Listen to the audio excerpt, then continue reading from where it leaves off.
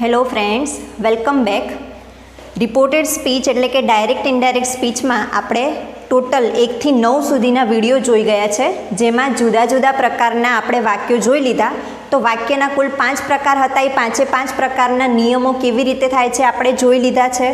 તો હવે પછીનો જે આ વિડીયો આપણે જોવા જઈ રહ્યા છે એમાં કોમનલી એક પેરેગ્રાફ આવે છે. પેરેગ્રાફ આપણને એક્ઝામમાં કેવી રીતે પૂછાય છે એ જોવાનું છે. તો આ પેરેગ્રાફ તમને ત્યારે જ આવડશે જ્યારે તમે અગાઉના 1 થી 9 વિડીયો, રિપોર્ટેડ સ્પીચ માટેના 9 વિડીયો આપણે ચાલી ગયા છે એ બધા શાંતિથી જોઈ જશો. એમાં જો વ્યવસ્થિત ખબર પડી જશે તો આમાં તમને વાંધો આવશે નહીં. તો જેને પણ કન્ફ્યુઝન થાય છે એ આગળના વિડીયો રિપીટ કરો અને ત્યારબાદ તમે આ વિડીયો જોશો. હવે જોઈએ છે કે આ રીતે આપણને એક્ઝામમાં પૂછાય છે. પ્રશ્ન પૂછાય છે કે render the following dialogue into indirect speech. આ પ્રશ્ન થયો 4 માર્કનો પૂછાય છે બોર્ડમાં. અને કાં તો આવી રીતે ઇન્વર્ટેડ કોમાવાળી સ્પીચ હોઈ શકે છે, કાં તો પછી 2 ટપકા એટલે કે કોલન માર્કવાળી સ્પીચ હોઈ શકે છે. આપણે એક્ઝામ્પલ જોઈએ તો ખ્યાલ આવશે. પણ એના પહેલાં હું તમને કેટલાક હજુ પણ બેઝિક રૂલ કહેવા માગું છું કે જ્યારે હવે આપણે પેરેગ્રાફ સ્વરૂપે ડાયરેક્ટમાંથી ઇનડાયરેક્ટમાં કન્વર્ટ કરીશું ત્યારે યાદ રાખજો કે આખો પેરેગ્રાફ ઇનડાયરેક્ટમાં લખતી વખતે આપણે માત્ર ને માત્ર પાસ્ટ ટેન્સનો ઉપયોગ કરવાનો છે. એટલે કે આપણા દરેક વાક્યો ભૂતકાળમાં હોવા જરૂરી છે. બીજું કે આપણા જે સ્પીચ આપેલી છે આપણા પેરેગ્રાફમાં એમાં ક્યાંક અધૂરા વાક્ય હશે અથવા તો એક શબ્દમાં જવાબ આપેલો હશે તો એ આપણે આખા વાક્યમાં કન્વર્ટ કરીને લખવો પડશે. મતલબ કે અધૂરું વાક્ય ચાલશે નહીં, આપણે આપણી રીતે પૂરા વાક્યમાં લખીશું. કેવી રીતે એ એક્ઝામ્પલ જોઈશું ત્યારે ખ્યાલ આવશે. અને ત્રીજું કે જો સ્પીચની અંદર લિસનર કે સ્પીકરનું નામ આવતું હશે અથવા તો એને સંબોધનવાળા શબ્દો આવતા હશે, જેમ કે સર કહ્યું હોય છે, પછી પ્રેમથી મમ્મી એમના દીકરાને કહે છે બેટા, તો બેટા વર્ડ છે એવો કોઈ વર્ડ આપ્યો હોય, પ્લીઝ આપ્યું છે, કાઇન્ડલી આપ્યું છે, આ બધા જે શબ્દો છે જે વ્યક્તિને નામને બદલે વપરાયેલા છે એ શબ્દો પણ આપણે પેરેગ્રાફમાં લખીશું નહીં. તો જોઈ લઈએ કેવી રીતે લખાય છે. અહીંયા એક એક્ઝામ્પલ આપ્યું છે. Rohan, why are you disturbing the class? I didn't do anything sir. Stand up and get out. You are telling lie. Sir, please let me explain the matter. તો આ 2 વ્યક્તિ વચ્ચેની વાતચીત છે. 4 વાક્યો છે. જનરલી આપણે 4 વાક્ય જ પૂછાવાના છે જેથી 4 માર્કનું ફિટ બેસી જાય છે. એક વાક્યનો 1 માર્ક, એ રીતે થોડું ધ્યાનમાં રાખવું પડશે. હવે ઉપરથી આને જોતા તો ખ્યાલ આવે છે કે સ્પીકર અને લિસનર તો આમાં આપ્યા જ નથી.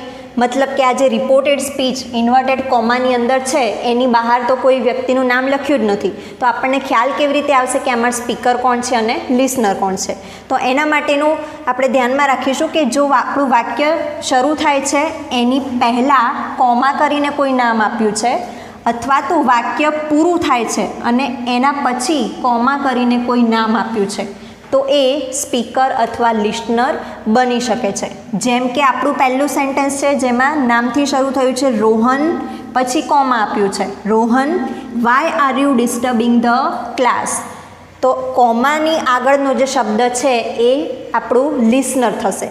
કેવી રીતે લિસનર? તો આ વાક્ય બોલાય છે, બોલતી વખતે જેનું નામ બોલીએ એ તો લિસનર એટલે કે સાંભળનાર જ હોવાનું છે.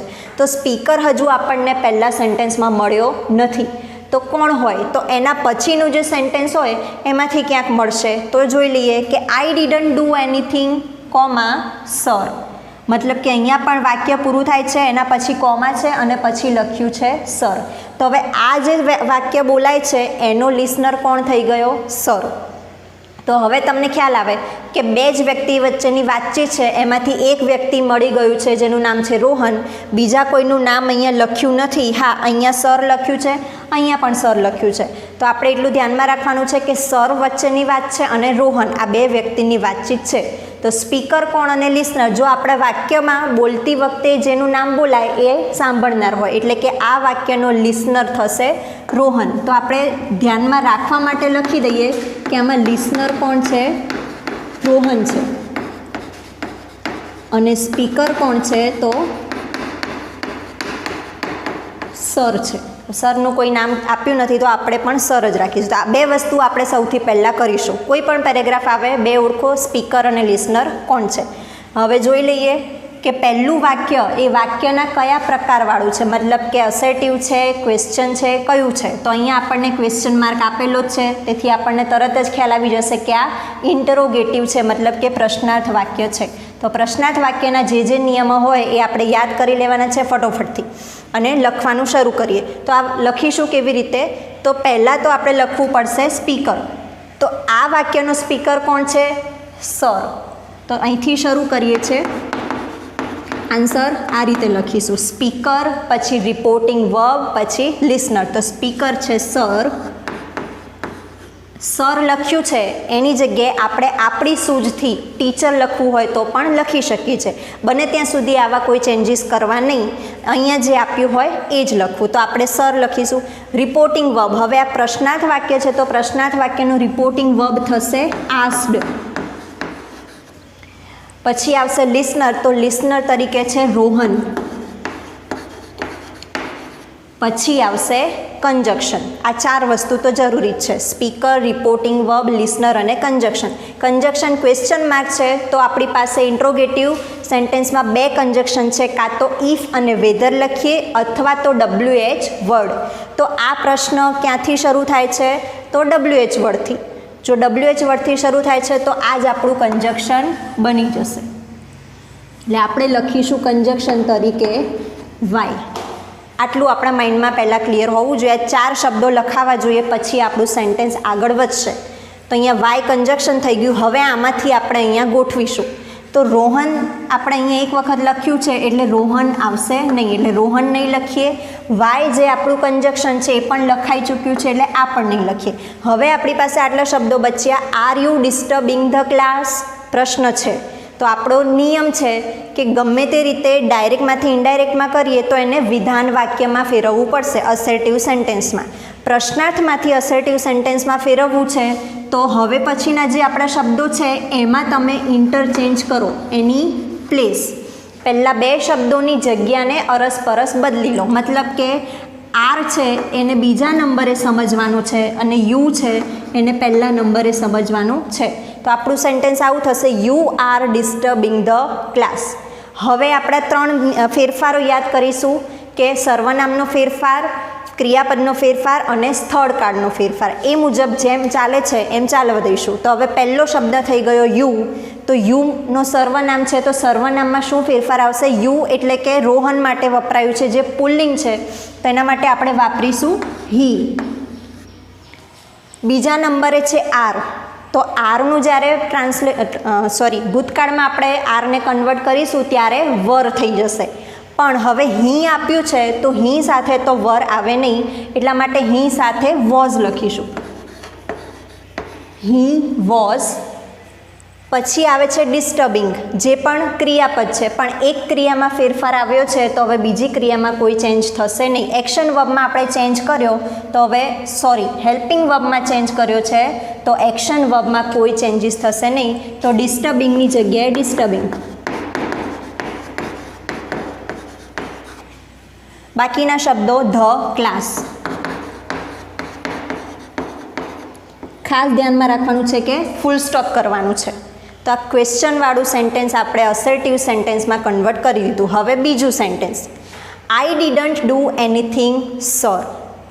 હવે અહીંયા સ્પીકર કોણ થઈ જશે? તો રોહન, કારણ કે પહેલા વાક્યમાં જે લિસનર હોય એ બીજા વાક્યમાં સ્પીકર હોય, પહેલા વાક્યમાં જે સ્પીકર હોય એ બીજા વાક્યમાં લિસનર હોય, અરસપરસ બદલાતું રહેશે. તો થોડું હવે આમાં એડ કરવાનું છે. એ ધ્યાન રાખજો કે જો આપણને ડાયરેક્ટમાં પ્રશ્ન પૂછ્યો છે તો એની નીચેનો જવાબ છે એવો આપણને ખ્યાલ આવે કે આ પ્રશ્ન હતો, આ જવાબ છે.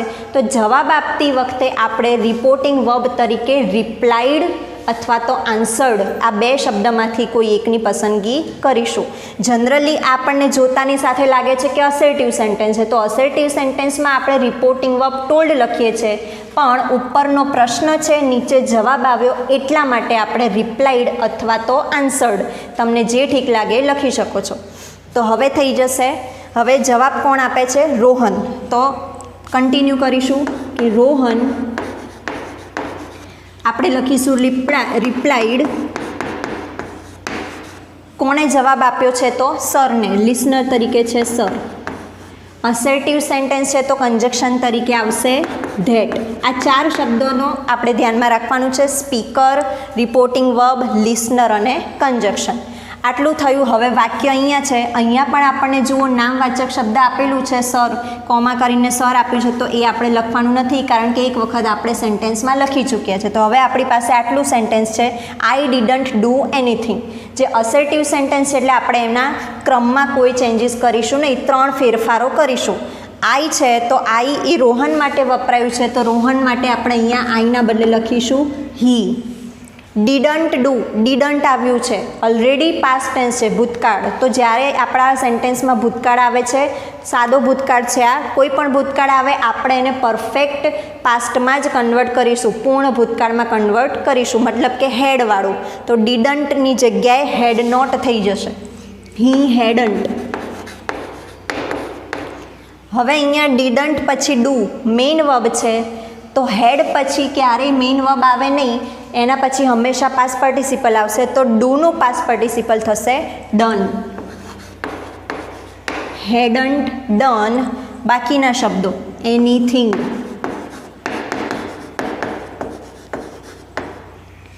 Rohan replied sir that he હેડન્ટ done anything.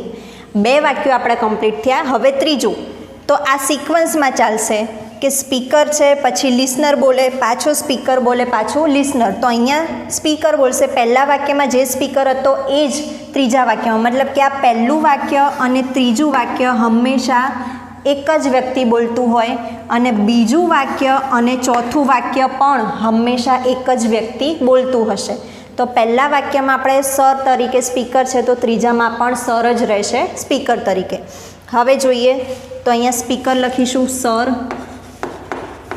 Reporting verb શું આવશે? તો પહેલાં જુઓ stand up and get out. અહીંયા વાક્ય પૂરું થાય છે. તો આ કયા પ્રકારનું વાક્ય છે? ઇમ્પેરેટિવ સેન્ટેન્સ, ક્રિયાપદના મૂળ રૂપથી શરૂ થતું વાક્ય. તો જ્યારે પણ ઇમ્પેરેટિવ સેન્ટેન્સ આવશે ત્યારે રિપોર્ટિંગ વર્બ તરીકે વાક્યના ભાવ મુજબ કોઈ ક્રિયાપદનું ભૂતકાળનું રૂપ આવશે. તો અહીંયા સરે સ્ટુડન્ટને કહ્યું છે, તો જ્યારે કોઈ ટીચર સ્ટુડન્ટને કહે ત્યારે એને સૂચના પણ આપી શકે છે અથવા તો ઓર્ડર પણ આપી શકે છે. અહીંયા એને સૂચના આપી છે કે ઊભો થા અને બહાર જતો રહે, તો આપણે કાં તો ઇન્સ્ટ્રક્ટેડ લખીએ કાં તો ઓર્ડર્ડ. ઓર્ડર થોડું વધારે બેટર રહેશે. તો અહીંયા રિપોર્ટિંગ વર્બ તરીકે લખીશું ઓર્ડર્ડ. Sir ordered. કોને ઓર્ડર આપ્યો છે? રોહનને. લિસનર તરીકે રોહન. કન્જક્શન તરીકે શું આવશે?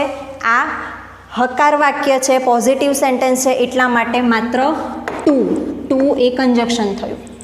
હવે વાક્ય જોઈએ stand up and get out. તો આમાં કોઈ ચેન્જીસ આવશે નહીં કારણ કે ટુ લખ્યું છે, તો ટુ પછી તો ક્રિયાપદનું મૂળ રૂપ જ રહેવાનું છે. તો અહીંયા પણ સ્ટેન્ડ લખીશું, સ્ટેન્ડ અપ એન્ડ. ફરીથી બીજી ક્રિયા આવી છે તો એમાં પણ મૂળ રૂપ જ રહેશે કારણ કે ટુ આગળ આપણે લખી ચૂક્યા છે. Two stand up and get out. હવે જુઓ કે અહીંયા ફૂલ સ્ટોપ આવ્યું. આ ફરીથી વાક્ય બોલાઈ રહ્યું છે એક જ સ્પીકર દ્વારા, મતલબ કે ઇન્વર્ટેડ કોમા અહીંયા પૂરા થયા નથી. એક વાક્ય હજુ છે, એના પછી ઇન્વર્ટેડ કોમા પૂરા થાય છે. તો એક સ્પીકર એક કરતાં વધુ વાક્ય જ્યારે બોલશે આ રીતે, તો આપણે વચ્ચે અમુક શબ્દ ઉમેરવા પડશે, જેમ કે એડેડ, પછી પ્રશ્ન પૂછ્યો હોય તો આસ્ડ અથવા તો ટોલ્ડ. ભાવ મુજબ આપણે અહીંયા લખીશું. તો જેમ કે આ વાક્ય હવે કયું થાય છે? યુ આર ટેલિંગ લાઈ. એ અસર્ટિવ સેન્ટેન્સ છે, વિધાન વાક્ય. તો અહીંયા આપણે કાં તો એડેડ લખીએ કાં તો ટોલ્ડ લખીએ. અહીંયા આપણે ક્વેશ્ચન્ડ કે આસ્ડ એવું લખી શકીશું નહીં કારણ કે આ સાદું વાક્ય છે. તો અહીંયાથી આપણે ફૂલ સ્ટોપ કાઢી નાખીશું અને લખીશું એન્ડ એડેડ. આ ધ્યાનમાં રાખજો. આવું ક્યારે લખાશે?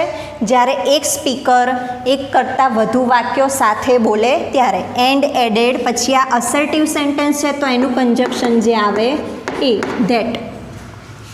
હવે વાક્ય શું છે? યુ આર ટેલિંગ લાઈ. યુ કોના માટે વપરાયું છે? રોહન માટે. તો હી. ફરીથી આર છે તો આરનું પાસ્ટ ટેન્સ વર થાય, પણ હી સાથે આપણે વોઝ લખીએ. એક ક્રિયામાં ચેન્જ આવ્યો તો બીજી ક્રિયામાં ચેન્જ નહીં આવે, એટલે ટેલિંગ. એના પછીનો શબ્દ લાઈ, જેમાં કોઈ ચેન્જ થશે નહીં, અને પછી આપણે ફૂલ સ્ટોપ કરીશું. મતલબ કે એક સ્પીકરે 2 વાક્ય સાથે બોલ્યા છે, તો આટલું ધ્યાનમાં રાખજો. એન્ડ કરીને વાક્યના ભાવ મુજબ જો વિધાન વાક્ય છે તો તમે એડેડ લખશો અથવા તો ટોલ્ડ. પ્રશ્નાર્થ વાક્ય પૂછાયું હોય બીજું તો અહીંયા આસ્ડ આવે. ઇમ્પેરેટિવ હોય તો અહીંયા કોઈ ક્રિયા આવશે, અને એક્સક્લામેટરી સેન્ટેન્સ હોય તો અહીંયા એક્સક્લેમ્ડ વાળું કોઈ રૂપ આવી શકે છે. છેલ્લું sentence, sir please let me explain the matter.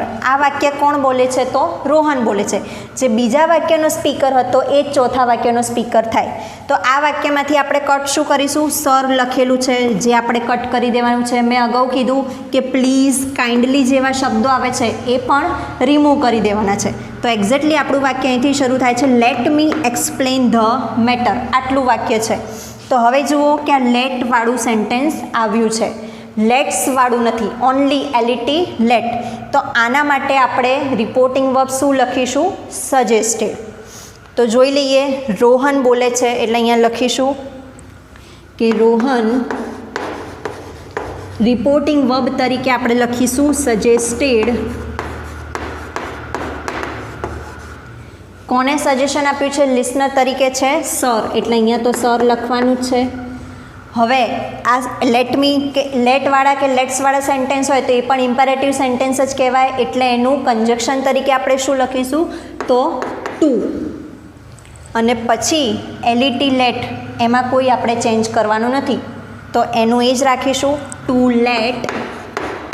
મી આપ્યું છે એ સર્વનામ છે, મી એ રોહન માટે વપરાયું છે, તો અહીંયા આપણે પુલ્લિંગ હોવાથી હિમ લખીશું. એક્સપ્લેન, ઇમ્પેરેટિવ સેન્ટેન્સ હોય તો ક્રિયાપદમાં ભૂતકાળ થશે નહીં, એટલા માટે આપણે મૂળ રૂપ જ રાખીશું, એક્સપ્લેન ધ મેટર, એમનું એમ જ લખીશું.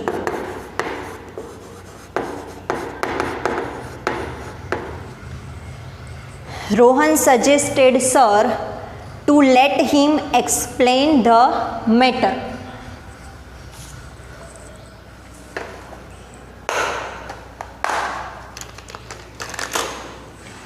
જુઓ, હવે ચેન્જીસ કયા કયા છે એ આપણે ફરી જોઈ લઈએ. કે Rohan, why are you disturbing the class? Question કર્યું છે, જેમાંથી આપણે નામ કાઢી લઈશું. હવે જોઈએ, અહીંયા સ્પીકર તરીકે સર છે, તો આ થયો આપણો સ્પીકર. આસ્ડ છે એ રિપોર્ટિંગ વર્બ થયું, અને રોહન છે એ લિસનર. પછી આવ્યું છે કંજક્શન. તો આ 4 શબ્દોની સિક્વન્સ આપણે હંમેશા યાદ રાખીશું, સ્પીકર, રિપોર્ટિંગ વર્બ, લિસનર અને કંજક્શન. આ 4 દરેક વાક્યમાં આપણે ફોલો કરીશું. એના પછી આપણું વાક્ય જોવાનું કે શું રિમૂવ કરવાનું છે. રિમૂવ કરવાવાળું કઈ વસ્તુ હોય, કટ કરવાવાળા શબ્દો હોય તો કટ કરી દો, અને ન હોય તો આગળ વધો. કટ કર્યા પછી તમે જુઓ કે એમાં ચેન્જ કરવાવાળા શબ્દો કયા કયા છે, તો એને આપણે ચેન્જ કરીશું. જો એને ક્રમ બદલવાનો છે તો એનો ક્રમ પણ બદલીશું, અને ત્યારબાદ આપણે ફરીથી લખીશું. તો જેમ કે અહીંયા સર્વનામમાં ચેન્જ આવ્યો, ક્રિયાપદમાં ચેન્જ આવ્યો છે. એક ક્રિયામાં ચેન્જ કર્યા પછી બીજી કોઈ ક્રિયામાં ચેન્જ રહેતો નથી, બાકીના શબ્દો એમને એમ. દરેક વાક્યને અંતે આપણે ફૂલ સ્ટોપ ફરજિયાત કરીશું, ભલે આપણું વાક્ય ક્વેશ્ચન હોય કે પછી એક્સક્લામેટરીવાળું હોય. તો ફરીથી આવે છે સ્પીકર, રિપોર્ટિંગ વર્બ, લિસનર અને કંજક્શન. પછીથી જે નેસેસરી ચેન્જીસ છે એ આપણે કરીએ છીએ. ફૂલ સ્ટોપ જરૂરી છે. Again speaker, reporting verb, listener અને કંજક્શન, આ 4 જોઈશે. એના પછી નેસેસરી જરૂરી જે ચેન્જીસ છે એ. આ વસ્તુ ધ્યાનમાં રાખો કે જો એક સ્પીકર એક સાથે 2 મતલબ કે એકથી વધુ વાક્ય બોલે છે તો આપણે એન્ડ ફરજિયાત લખીશું, અને વાક્યના પ્રકાર મુજબ અહીંયા એડેડ, ટોલ્ડ, આસ્ડ, એક્સક્લેમ્ડ વગેરે જેવા શબ્દોનો ઉપયોગ કરીશું, અને ફરીથી આપણે આગળ વધીશું. એના પછી કંજક્શન લખવું જરૂરી છે. કેટલાક લોકોને અહીંયા ભૂલ થતી હોય છે, તો કંજક્શન આપણા વાક્ય મુજબ લખવાનું. જેમ કે આ વાક્ય જે છે અહીંયા લખેલું એ વિધાન વાક્ય છે, તો વિધાન વાક્યવાળું કંજક્શન એટલે કે ધેટ આવશે. માની લો કે અહીંયા પ્રશ્ન પૂછ્યો હોત તો અહીંયા કાં તો ઇફ આવત કાં તો WH વર્ડ આવત. ત્યારબાદ ફરીથી સ્પીકર, રિપોર્ટિંગ વર્બ, લિસનર અને કંજક્શન, અને ત્યારબાદ જે આપણા વાક્યમાં ચેન્જ આવે એ. તો આ હતું એક બેઝિક એક્ઝામ્પલ. તો તમારે આ રીતે ધ્યાનમાં રાખવાનું છે. દરેક એક્ઝામ્પલને પહેલાં શાંતિથી વાંચી જાઓ. સૌથી પહેલું આપણું કામ છે લિસનર શોધવાનું અને સ્પીકર. આ બે શબ્દો જો તમને નહીં મળે તો આપણે પેરેગ્રાફ લખી શકવાના નથી. અને એમાં પણ આવી રીતે ડાયરેક્ટલી તમને અહીંયા ક્યાંય સ્પીકર કે લિસનર આપ્યો નથી, તેથી વધુ ધ્યાનમાં રાખવું પડશે. એટલે ફરીથી કે કોમા કર્યા પછીનો કોઈ શબ્દ અથવા તો કોમા કર્યા પહેલાંનો કોઈ શબ્દ જો નામ આપ્યું છે તો એ આપણો સ્પીકર અથવા તો લિસનર હશે. તો આ રીતે ધ્યાન રાખજો. આટલે સુધી આપણે રાખીએ છીએ. હજુ એક એક્ઝામ્પલ આપણે નેક્સ્ટ વિડીયોમાં જોઈશું. Thank you.